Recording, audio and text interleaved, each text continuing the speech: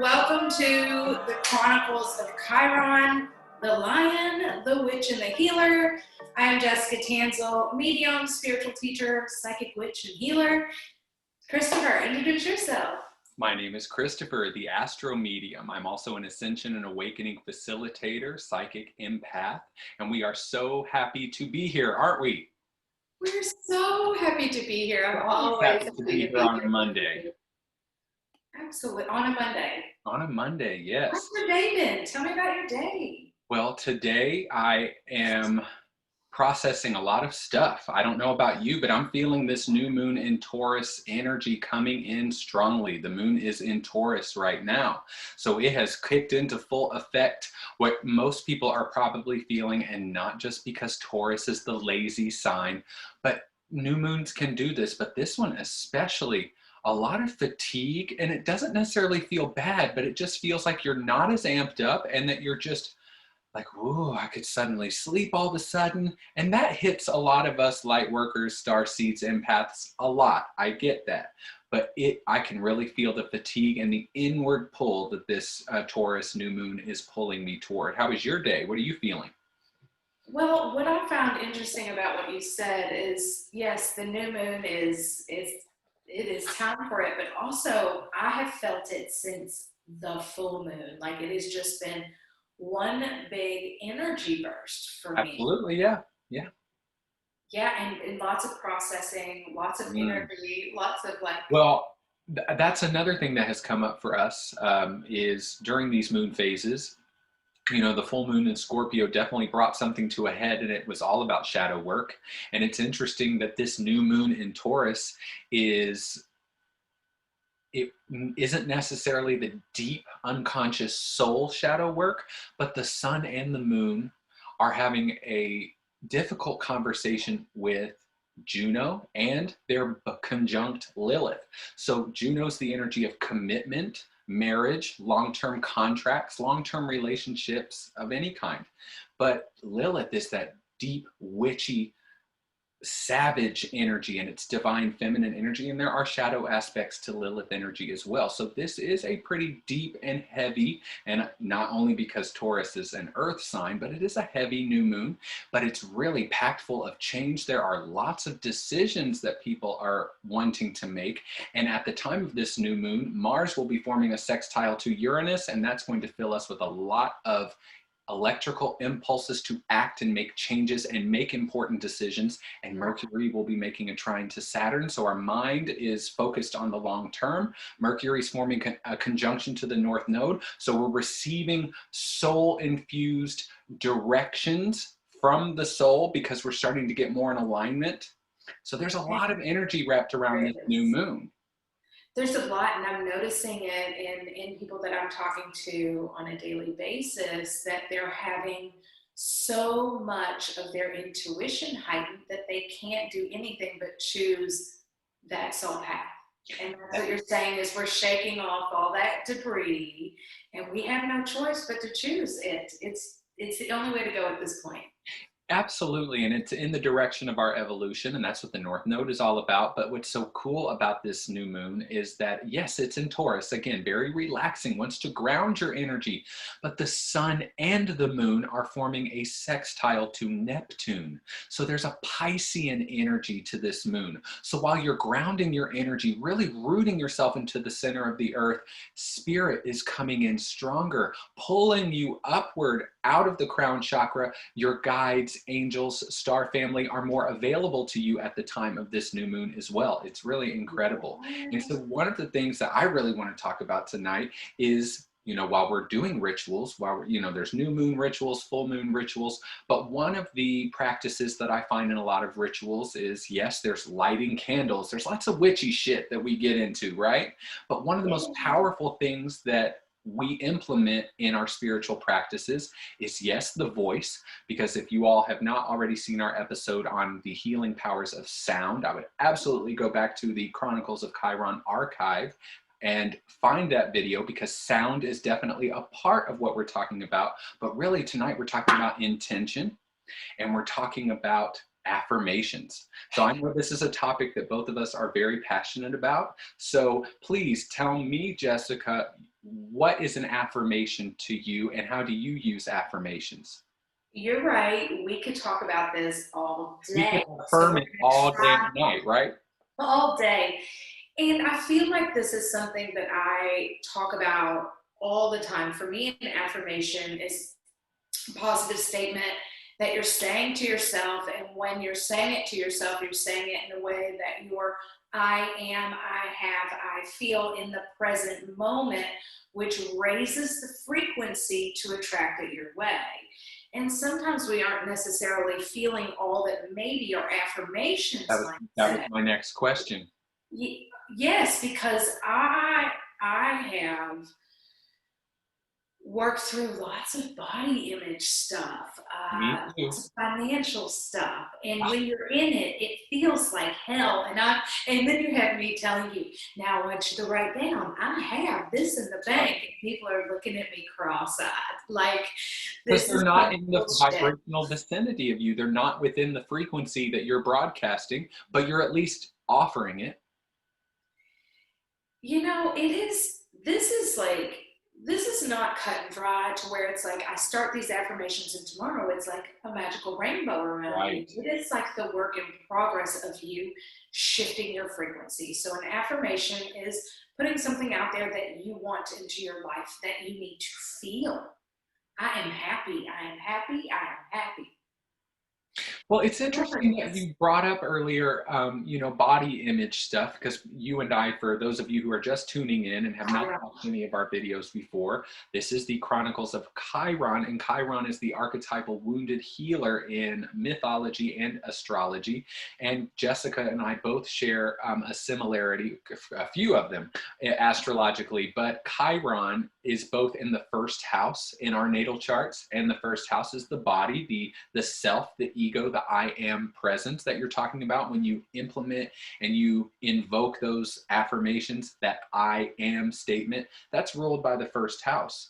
And Jessica, your Chiron, not to put you on blast, but your Chiron is in Taurus in the first house. And Taurus is all about security, stability, finances. So your wound is to your physical body, the ego, the sense of self, and you worry about finances, and that will never stop. And it's innately in you. And it's not even just finances, it's about your comfort being ripped out from under you. And we all have those feelings, but that is part of your primal wound. So it's funny that that's what's coming up for you at this time, because at the time of this new moon, Mars will be, I know, if everything else wasn't enough, Mars will be making a tense square to Chiron because Mars is in Cancer. Mars rules Aries and Chiron is in Aries. So there's a interesting dynamic going on. So there are a lot of things servicing for us right now. And Totally. to act on the healing process, but also we're starting to take a lot of action out of insecurity. So we want to be careful that we're not pushing because we feel we're inadequate. Those types of things are going to come up for us at this time. And affirming things, when you've got all of these things coming up, it's helpful. But do you ever find that affirmations can be counterproductive? Yeah, sometimes, and I run into this with clients too. Sometimes they're like, Jess, that ain't it. Like, it's just, Oh, yeah. don't tell me one more time to tell me I am enough. Right. Sometimes it just, you aren't in the energy for it and you need to try new things. And what comes up in something you had mentioned to me earlier were mantras. Oh, I yes, yes. love mantras, Me too.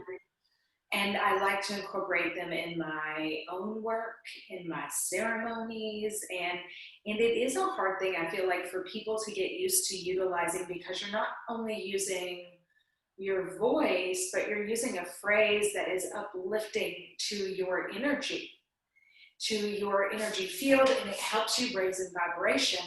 And I can just, even adding in specific breath, like doing it all in one breath. There are things I like to add into the mantras as you're saying them. And what I noticed, because there were times I went through depression, the mantra that really worked for me, that like one day tripped me out, I was like, whoa, I feel a Different. shit ton better, was Mhm. Sat Nam. And if you notice, like, That My was where I belly's was going hot. next. Are we on? Are we Yes. synced? Well, I was just about to bring up the fact that, I've done a lot of Kundalini yoga, and I started with Kundalini yoga because I went through Kundalini awakening. So I Right. just thought, well, maybe this will help acclimate the energy or help it move quicker, help it burn through something faster. So in Kundalini yoga, that is in many yogas, but that is, I can't remember the name of the language. It's not, it's like Gurmukhi or something like that. Okay. Don't quote me. But Sat Nam, truth is my name. And you don't even have to know what that is. It's like Sat Nam, what you're doing, they say, just the movement of the mouth and the vibration of the sound, just like Om and all the different mantras that resonate with the different chakras, it sets a tone. Yeah. With Sat Nam, you're really pushing your belly out, like Sat Nam, Sat Nam. And so with that, you're imagining that energy coming down to your root and circling back up. And so then you're circling this energy while you're doing Sat Nam, and you're imagining it raising. And it really is powerful to just move the energy out. Well, I can definitely tell you that in my healing journey, I have noticed, and I'm only in the beginning stages, okay? I do not claim to be 89 years old and have done all this for 50 years, okay? So, but I have a pretty hefty amount of tools, modalities, and tricks up my sleeve that I have tried, and definitely breath work and plant medicine. There's so many things that you should incorporate because there's so many facets to you. You're like a diamond, you're a crystal. So you've got to rub each side the right way, okay? And not everything's going to work for you, but I have noticed affirmations being very healing for me because of its ability to, yes, not only raise the frequency, but rewire neural pathways. So in prayer. So prayer is a form of affirmation as well. But the thing about prayer, I find, is you got to be tricky because sometimes you're not putting what you want out there in prayer. And that's not necessarily how prayer was designed to be. It wasn't, oh, please save my mom, or please help my mom. You're just sending out worry. I'm worried, I'm worried, I'm worried, I'm worried. God help me because I don't have the power and you're up there and not in me. So there are some counterproductive aspects to the way we look at prayer now, especially from a religious perspective. But prayer was originally that, even in Islamic cultures, it's a devotion to the higher self and to God, but also those prayers and those repeated phrases. And when they use those beads, I'm so sorry, I don't know the name of them, but the 108 beads, I think that's the number. I have it right here. Perfect. Look at that. That's what I'm talking about. But it's important, and these numbers are important. There's so many things that are important into getting a frequency going, but I can definitely say that affirming things is so powerful, especially because it's kind of like putting a bolt in a bunch of gears that keep going, or stopping a hamster wheel. Because I find that once you get started doing affirmations, because you don't always remember to do it, you can catch yourself in a negative spiral and then start to affirm. You can start to change the narrative so that it doesn't build that energy. The more you focus, the bigger the cloud or the thought form gets. I really know that when you affirm something, it's important that you're in the vibrational vicinity of it so that you believe what you're saying to some degree, or it's not doing you any good. It's just going to agitate you and frustrate you. But I have found some really neat tricks. Like for me, these reminders on my phone, I have them popping up every hour. And I'm sure there's an app out there that'll do that. But I just use the reminder app on my iPhone, and I plug my own in. Like the most recent one says, I accept myself as I am. That's the best one. I like that. And you know what I do? Yeah, go ahead. No, I just reminded me of a great phrase is, I am all that I am. I am all that I am. And that's a great mantra to use. Right. It brings in a lot of wholeness and feeling very complete. And you can choose them, you can make up your own. There's no wrong way to do it. It's about how you want to feel. I even have them programmed at certain times based on, the time of day. Like the ones that show up in the morning are more for getting your day started. I am strong, I am confident, that sort of thing. And that's just my way of doing it. And I'm a badass at making money. You do whatever you want.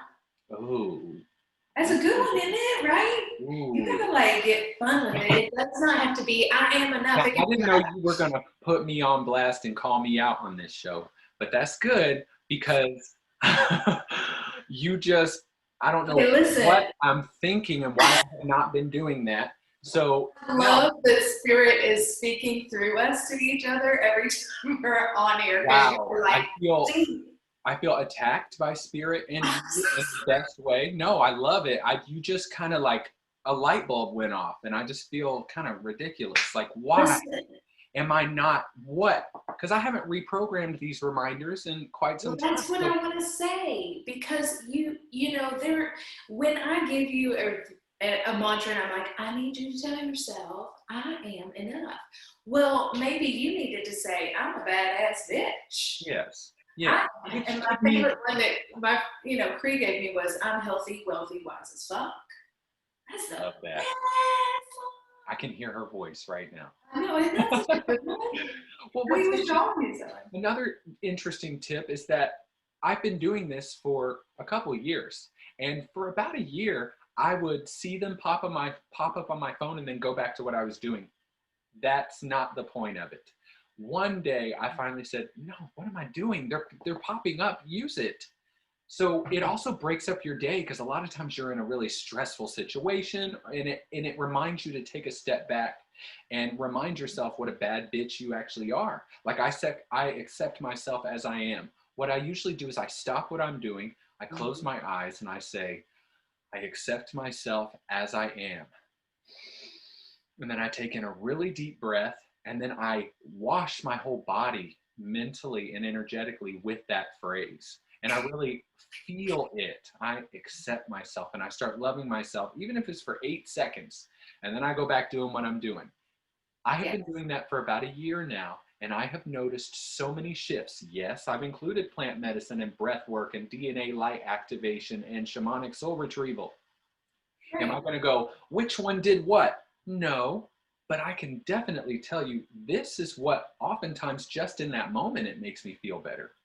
And I really believe these affirmations have caused an energetic shift within me. So when you brought up money, I'm going, I've noticed it in my own self acceptance because it has helped me accept myself more. I find that a lot of my darkness, my shadow, a lot of the things that come up for me, I'm not as worried about it anymore because of certain things that I'm doing consistently. So what you just said was, this takes time. This is not an overnight thing where I'm reading to myself, I am enough, and tomorrow I'm fixed. It's an up and down battle of learning how to love yourself, learning how to accept yourself, because really, that's what our healing is learning to accept all that this is and being okay with it and allowing, allowing us to navigate what works for us.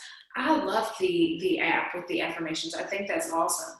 And also, I used to just write them in my journal. I write a few affirmations every day, a few gratitudes every day. The gratitude, that's another great one. That we should have a whole episode just on gratitude. So and appreciation. Sure. Well, my cousin told me and I've talked about her on here before, and she has struggled with bipolar issues and bipolar depression. And she had really bad anxiety about 13 years ago, so much where she carried her Klonopin around with her every year, okay? Kind of as just to feel safe because she thought she would have a panic attack at any moment. And she finally went into cognitive behavioral therapy and she was instructed by her therapist to use post-it notes, which she still does, not necessarily for affirmations, but all kinds of stuff now.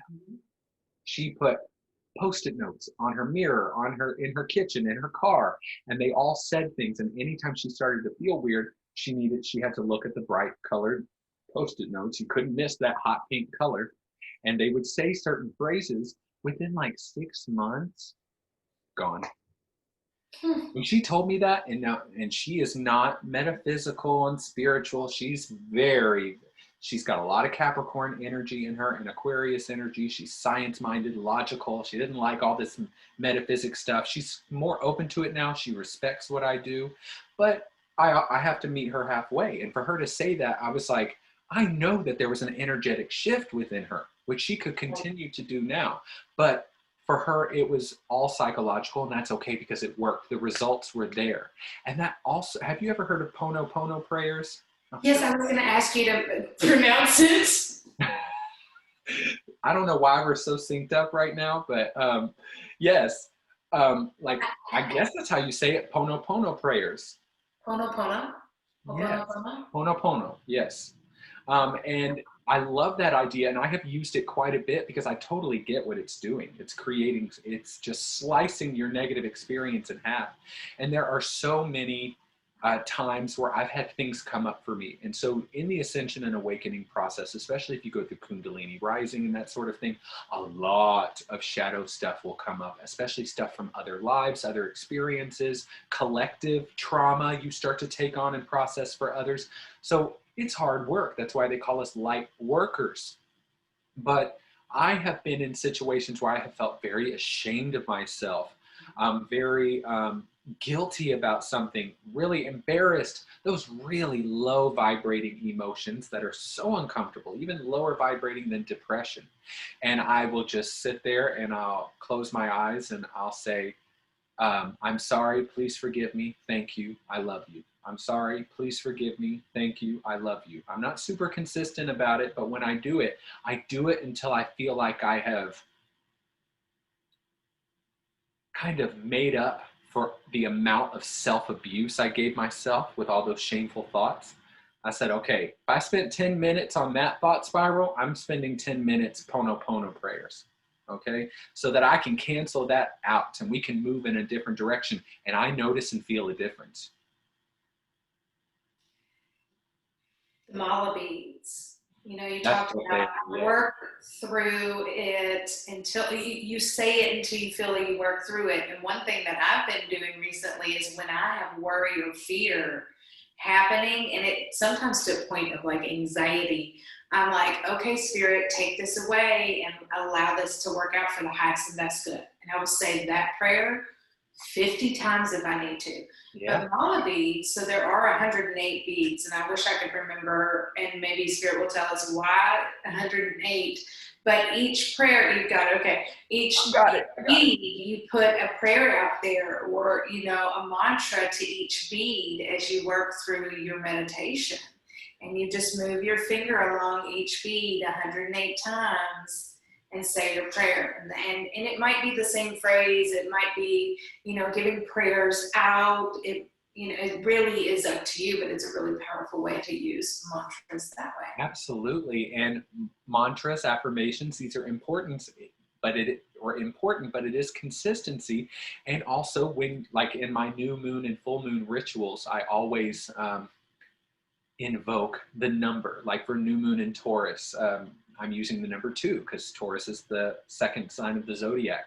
And doing things in a specific numerical order or in a certain amount of times creates a specific frequency and allows it to build to a certain size, or almost kind of like once you get to 108, that which you prayed on has enough momentum to live on its own.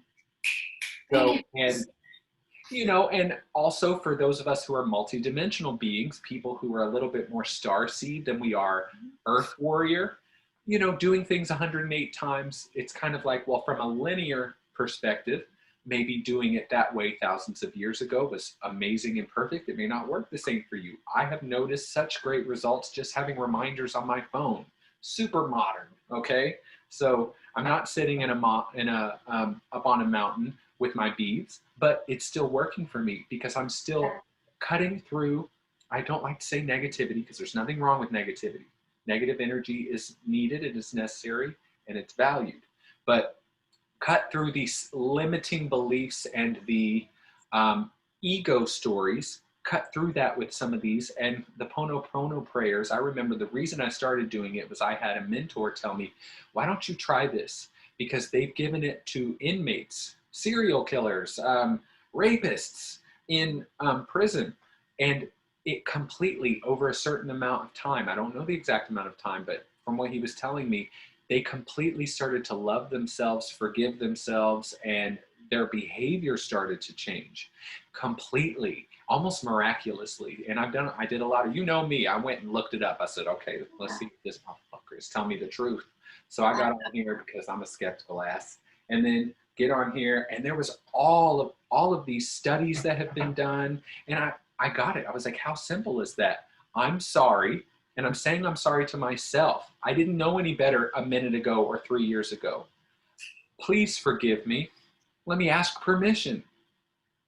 Thank you. I appreciate you. I love you. It's like perfect. Beautiful. Yeah, it's perfect. And when you do that over and over and over, you start to blend with the frequency of those words. And in that order, it's like you're just building up, you're just pumping that. Eventually, the love is going to overflow. And I have felt that. And even the mantra, I am loved. Love is the best frequency you can be in.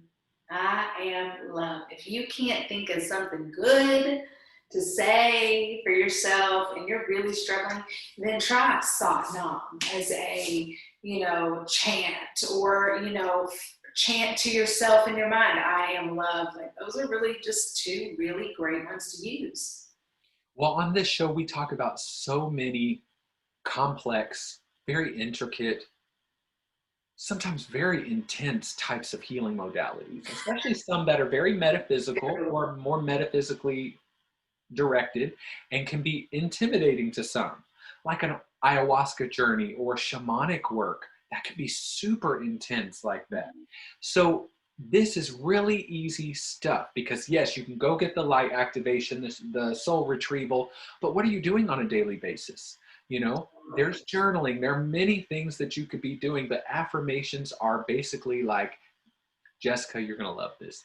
You go get your teeth cleaned, but you got to brush your teeth every day. It's your maintenance. You can kind of look at it as your maintenance. Whatever neural pathway was rewired and or was born, that's the thing about some of these healing modalities. And if you're curious to know which ones work for you, go back to the Chronicles of Chiron archives and you'll find all these different healing modalities that we're talking about, and some of them very intense, some of them very fun, more interactive, some of them takes you very deep into yourself and can be very dark. It's up to you and what you're ready for and what resonates and what's calling for you at this time. But affirmations really help to work out the new muscle that was created or the muscle that was never used before. There are people out there who have never actually loved themselves.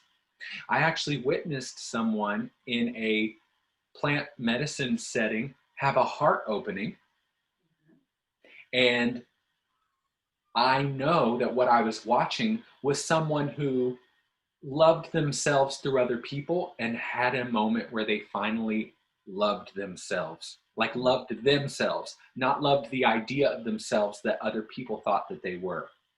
Yeah. And that type, when you see that kind of thing, you're like, okay, all of this shit is real. This is really happening. And then for her, affirmations would help to continue that opening. It would keep that door that opened open. Absolutely. Well, Jessica, what do you have going on this week? Oh my gosh, mediumship for the intuitive launched this week, which is my virtual mediumship course. I'm so excited. Next week is the spiritual goddess retreat in Lake Cumberland, Kentucky. I have a few slots available, so please reach out to me for that. And you can schedule a reading with me at thejessicatanselle.com. Follow me on Instagram and TikTok at thejessicatanselle. What do you have going on, Chris?